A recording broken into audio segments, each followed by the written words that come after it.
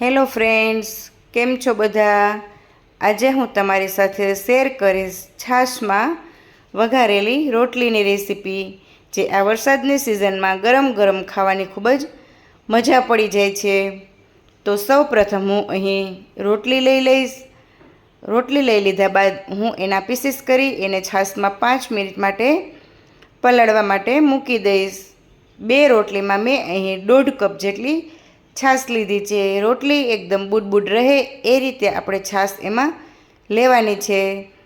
આ રીતે પલાળીને ડીશ ઢાંકીને મૂકી દેશું. હવે ત્યારબાદ રોટલીના વઘાર કરવા માટે અહીં હું ટમેટાં, કાંદા, મરચાં એ બધું કટ કરી લઈશ. તમે તમારો મનપસંદગીનું કોઈ બીજું વેજીટેબલ પણ અહીં લઈ શકો છો. 2-3 દિવસ થયા મને શરદી જેવું હતું, એટલે કંઈ જ ખાવાનું મન થતું પણ નહોતું અને ભૂખ પણ લાગતી હતી. ત્યારે મને અહીં મારી આ મમ્મીની રેસીપી યાદ આવી, એટલે મેં અહીં રોટલી છાશવાળી કરીને વઘારવાનું નક્કી કર્યું અને તમારી સાથે શેર પણ કરી રહી છું. તો કાંદા, ટામેટાં, મરચાં એ બધું અહીં કટ થઈ ગયું છે. ત્યારે લાસ્ટમાં હું આદું છીણી લઈશ. આદુની માત્રા પણ હું આજે વધારે રાખીશ, કેમ કે શરદી માટે આદું ખૂબ જ બેસ્ટ છે. હવે લસણવાળી ખાંડેલી ચટણી પણ લઈ લીધી છે.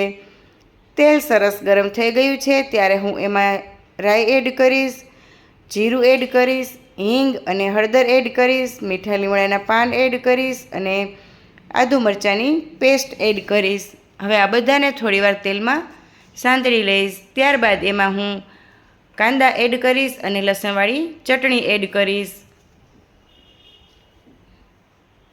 1 મિનિટ માટે અહીં સાંતળી લેવાનું છે અને હવે લાસ્ટમાં હું ટમેટાં એડ કરીશ. ત્યારબાદ એને પણ વ્યવસ્થિત મિક્સ કરીને થોડીવાર માટે સાંતળી લઈશ. સ્વાદ પ્રમાણે નમક એડ કરીશ.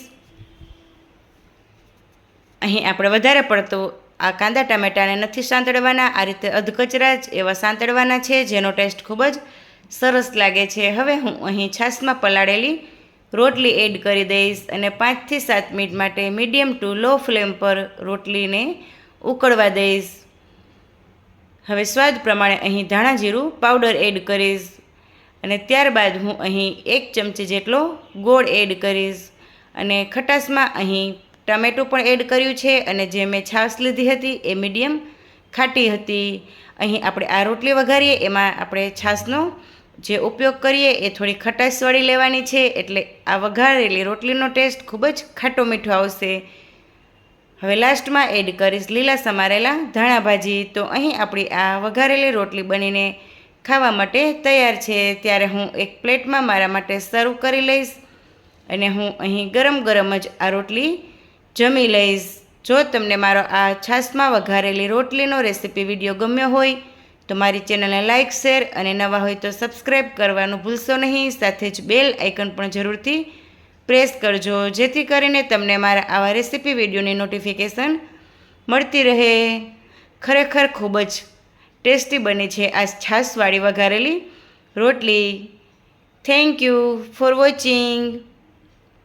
ફરી મળીશું પાછા બીજા રેસીપી વિડીયોમાં. બાય.